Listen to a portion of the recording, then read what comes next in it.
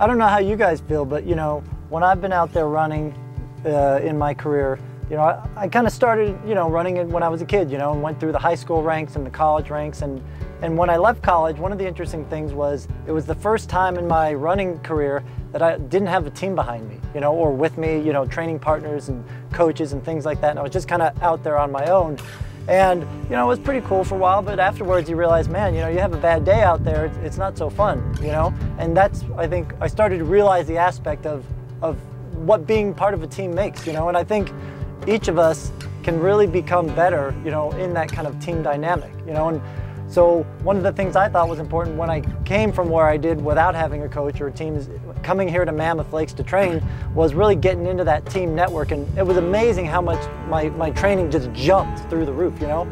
I felt better just when I wasn't training, just my attitude was really positive. And even if I was having a bad day, you know, it was great to see someone else having a good day out there, and you kind of just vibe off of that, you know? For sure, I definitely look for a team atmosphere. Coming out of college and came straight up here to the Mammoth Track Club. And for me, you know, we spend so many hours training as a professional. It's up to 5-6 hours a day. And so you really need community out there, people just to do the easy runs, joke around and talk with. And then the intense days, I really benefit from being pushed by my teammates. And it's nice with the Mammoth Track Club, we have a wide range of distance events, and so you have people that are going to push you in the sprints and the long events, and so that's been just amazing. And then also just going to competitions, you know, you're not there by yourself, nervous, just waiting for the race. You have teammates to warm up with you and a coach to be encouraging you, and so those are all really key aspects for me.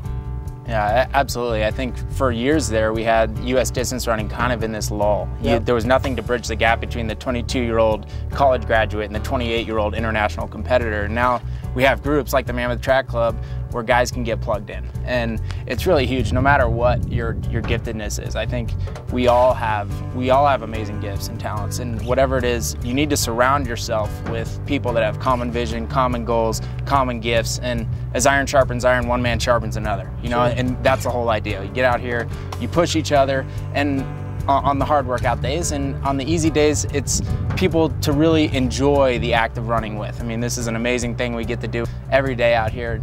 It's glorious scenery, and just to have people to talk to and to really understand. You know, I mean, even having you as a coach, Terrence, I mean, a guy who's a 2:13 marathoner himself, to be able to talk to you, get your advice, get your perspective, sort of the wide lens, and then to be able to talk to my teammates, Ryan and Meb and everyone else, and just be able to bounce things off of them and have them share not only in our successes, but when we have defeats and we're struggling a little bit. Yeah, and I know Ryan has talked about that a lot. You know, like we went out to the Boston Marathon. Basically, you start in Boston, and they drive you 26 miles out on that bus. You know, if you're going it alone, it's kind of a lonely solo drive, and you're starting to question yourself, you know. But I know you were on the bus, Sarah, I was on the bus, Josh was out there as well, you know.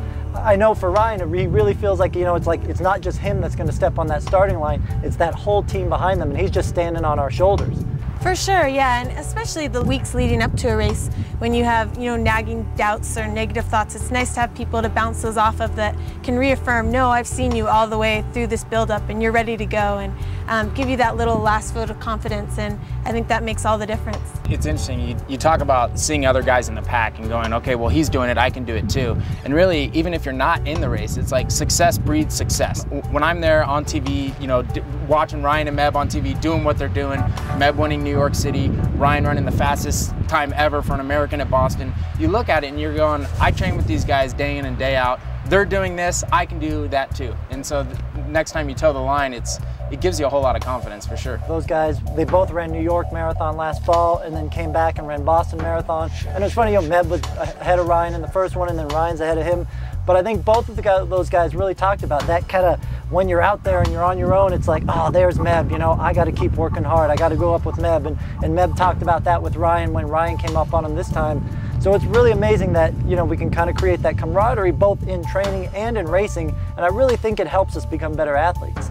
Yeah, there's plenty of training groups. I mean, wherever you are, I would say the best thing to do, pick a race, have a goal, have something on the schedule that you're shooting for, and then go online and find a training group that you can work out with. There's plenty of groups in cities all across the country. Plug in, find a group, even if it's just your friend, your girlfriend, your boyfriend, whatever it is, because I think having the accountability is huge. Knowing that someone else is going to be there. I know during the winter, when you step outside and it's 11 degrees and there's snow and there's icicles hanging down, you're like, if I was alone, I don't know if it's going to go down. But knowing that all the guys are going to be meeting me there, that Ryan's going to have his beanie on, drinking his coffee, and Terrence is going to be there, and we're all going to be in our cars staring at each other, waiting to leave, knowing that there's other people that are going to be suffering with you, it kind of makes it easier. Without a doubt. You know, I think, you know, the days of the loneliness of the long distance runner are dead. Absolutely.